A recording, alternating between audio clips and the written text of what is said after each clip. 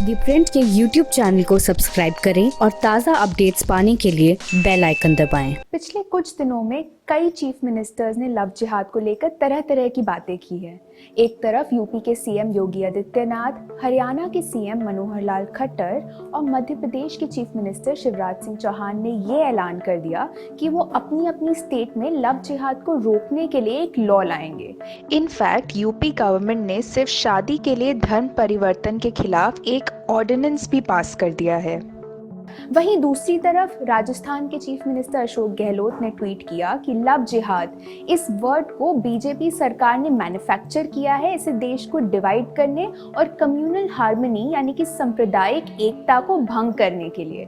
गहलोत ने ये तक कहा कि प्यार में जिहाद की कोई जगह नहीं हो सकती। लेकिन क्या शादी के लिए अपने धर्म को चेंज करना वाकई गलत है? इस वीडियो में मैं आपको बताऊंगी कि आखिर लॉ और सुप्रीम कोर्ट की जजमेंट्स इस मुद्दे पर क्या कहती हैं। अब आप किसी भी लॉ को खंगाल ले, लेकिन आपको लव जिहाद की जो डेफिनेशन है वो नहीं मिल पाएगी। इस मुद्दे पर फिलहाल कोई डेटा भी मौजूद नहीं है। इनफैक्ट सेंट्रल गवर्नमेंट ने खुद भी ये बात लोकसभा में एक्सेप्ट की थी कि लव जिहाद की किसी भी लॉ में कोई डेफिनेशन नहीं है। उसी जवाब में गवर्नमेंट ने आर्टिकल 25 का भी हवाला दिया था, जो कि right to freedom of religion की बात करता है। लेकिन यूजुअली लव जिहाद की थ्योरी ये दर्शाने की कोशिश करती है कि एक मुस्लिम लड़का किसी और धर्म की लड़की, जैसे कि कहा जाए कि हिंदू लड़की को अपने प्यार का झांसा देकर मुस्लिम बनने पर मजबूर करता है। अब एक सिचुएशन है जिसमें कोर्ट्स ने ऐसी इंटर रिलीजियस मैरिजेस में इंटरफेयर किया है। फॉर एग्जांपल ये मशहूर लिली थॉमस जजमेंट में हुआ था, लेकिन इस केस के फैक्ट्स कुछ अलग थे। आपको बता दो कि दरअसल हुआ ये था कि उस केस में जो हस्बैंड था जीसी घोष, उसने सिर्फ दूसरी शादी करने के इंटेंशन से अपना धर्म चेंज करके इस्लाम अपनाया था। घोष पहले से ही शादीशुदा था, लेकिन वो दूसरी शादी करना चाहता था क्योंकि मुस्लिम मेन उनके पर्सनल लॉ के तहत 4 शादियां कर सकते हैं। यही सोचकर इस केस में घोष ने अपना रिलीजन चेंज कर लिया। वही हिंदू लॉ में आप जानते हैं कि पॉलीगैमी यानी कि एक पति या पत्नी के होते हुए दूसरी शादी करना एक्चुअली एक क्राइम है। ये आईपीसी के अंडर एक क्राइम है। इनफैक्ट ऐसी दूसरी शादी को वैलिड ही नहीं माना जाता है। सेक्शन 494 आईपीसी के तहत ऐसे इंसान को 7 साल तक की सजा और जुर्माना भी हो सकता है। घोष की बीवी सुष्मिता ने फिर सुप्रीम कोर्ट के दरवाजे खटखटाए और ये गुहार लगाई कि हिंदू आदमियों का सिर्फ दूसरी शादी करने के लिए मुस्लिम बन जाना, ऐसी घटनाओं पर रोक लगानी चाहिए। सुप्रीम कोर्ट ने फिर साल 2000 में अपनी जजमेंट में ये कहा कि अगर कोई शादीशुदा आदमी अपना धर्म चेंज करके दूसरी शादी कर लेता है तो उसका मुसलमान होना उसे कानून के चंगुल से नहीं बचा पाएगा। कोर्ट ने कहा कि अगर कोई आदमी अपना धर्म चेंज करके पहली बीवी होते हुए दूसरी शादी करता है तो उसकी दूसरी शादी को हिंदू लॉ के हिसाब से ही आंका जाएगा। मतलब उसकी दूसरी शादी इनवैलिड होगी और उसे आईपीसी के सेक्शन, जैसे मैंने आपको पहले बताया, उसके तहत सजा भी दी जाएगी। अब लव जिहाद की बात करते हुए यूपी के सीएम योगी आदित्यनाथ ने ऐसे लोगों को भी वार्निंग दी थी जो अपनी असली आइडेंटिटी छुपाकर हिंदू औरतों को फंसाते हैं। लेकिन इसके लिए भी आईपीसी में ऑलरेडी प्रोविजंस हैं, क्योंकि ऐसी किसी भी सिचुएशन में चीटिंग या इम्पर्सनेशन का केस लाया जा सकता है। और अगर कोई भी शादी अगर वो जबरदस्ती कराई गई हो तो उसे इंडियन लॉ में एनीवे इनवैलिड घोषित किया जा सकता है, क्योंकि किसी भी शादी के लिए दोनों लोगों का फ्री कंसेंट की जरूरत होती है। Also at the end of the day कई कोर्ट्स ने ये भी कई बार कहा है कि किसी भी अडल्ट का ये राइट है कि वो डिसाइड कर पाए उसे किससे शादी करनी है। सुप्रीम कोर्ट ने कहा है कि ये राइट आर्टिकल 21, जो कि right to life and liberty की बात करता है, उसका एक बहुत ही इंपॉर्टेंट पार्ट है।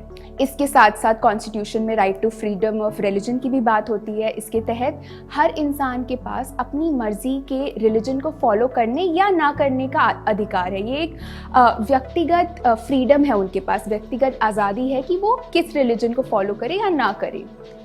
ऐसी ही कुछ ऑब्जर्वेशन सुप्रीम कोर्ट से दोबारा आई थी हदिया के मैरिज के केस में। 24 साल की हदिया, जिसका असली नाम अखिला अशोकन था, उसने होम्योपैथी की पढ़ाई करते समय अपना रिलीजन और नाम बदल लिया और शफिन जहान नाम के आदमी से शादी कर ली। लेकिन हदिया के पिता को जैसे ही उनकी शादी के बारे में पता चला, उन्होंने केरला हाई कोर्ट में इसके अगेंस्ट पिटिशन फाइल कर दी। उन्होंने कोर्ट के सामने कहा कि हदिया को जबरन मुसलमान बनाया गया है, लेकिन हदिया हाईकोर्ट के सामने कहती रही कि उसने इस्लाम धर्म और शफिन जहान को अपनी मर्जी से अपनाया है। इसके बावजूद हाईकोर्ट ने 2016 में उनकी शादी को झूठा करार दिया और उस 24 साल की लड़की की कस्टडी उनके पिता को दे दी। हदिया के पिता ने शफिन जहान पर कई तरह के आरोप भी लगाए थे, ये कहते हुए कि जहान के कुछ एक्सट्रीमिस्ट मुस्लिम ऑर्गेनाइजेशन से ताल्लुकात भी थे। ऐसे एलिगेशंस पर हाई कोर्ट ने नेशनल इन्वेस्टिगेशन एजेंसी यानी कि NIA को इन ऑर्गेनाइजेशंस और ऐसे रिलीजियस कन्वर्जन के कुछ और केसेस पर जांच करने के भी ऑर्डर्स दे दिए।